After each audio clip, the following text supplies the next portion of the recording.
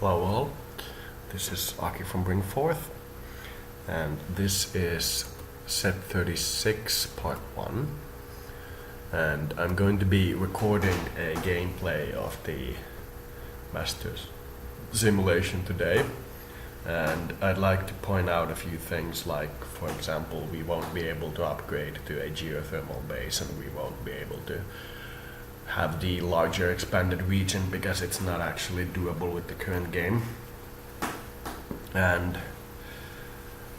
I'd like to point out that Russia's aggression in Ukraine is backed by their saying that Ukrainians oppress the Russian minority, which is absolutely true, because they do. Now, they don't do much oppression of the Russian minority, but they do an oppression of the Russian minority. Now, reality is that Ukraine is a new country. It's been around for 20 years or so, and they don't have the democratic traditions and the length of their country's history to be able to withstand such things without becoming agitated. So their government is, in essence, unable to deal with the situation in the country, so they don't really have the option of sending an aid request to the European Union or NATO. They don't really have the unified government that they'd need for that to happen, so they are just trying to cope with what they have. Now, Finland's case is somewhat similar, but due to the fact that we have a long democratic history, we are able to perhaps withstand the storm of Russia's situational anger much better, but this isn't always the case.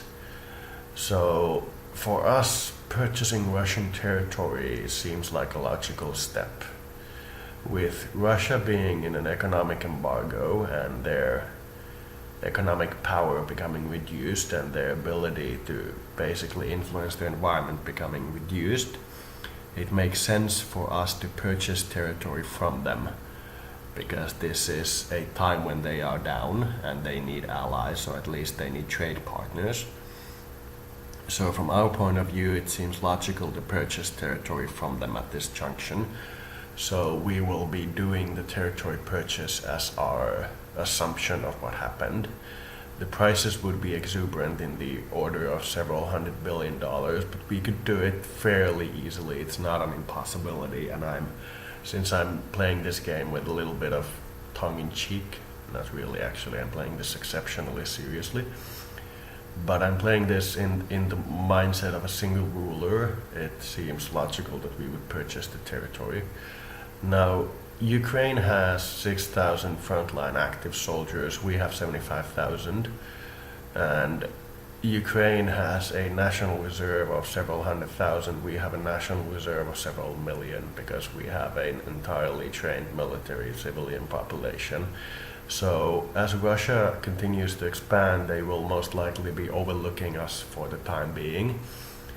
Once they become powerful enough, they may turn on us directly, but that is for that time, and this is for this time. And from what I can tell, if Ukraine sent an actual request for help and declared war, the European Union and NATO would actually help, but there is no government in there to be able to do so, because their government has been meddled with by the West and by the East, respectively. So they have no real democratic power at the moment, so they can't actually do anything. So that is why the Russian population is being oppressed, because the country is falling apart. Now, the pro-European Union demonstrations that they initially had have turned into a general uprising against the government in and of itself, and they have turned into a more or less nationalist movement where they try to fix their own problems by themselves, and they can't really do it well. So we will be doing what we can. We will probably be upgrading to a totally renewable power production scheme, for example, but that will not be sufficient. we won't be able to upgrade to a wind power exclusively or mostly, and thus be an official alien society. There will also be some other reforms that we can't actually undertake yet. But all in all, we will be doing quite well.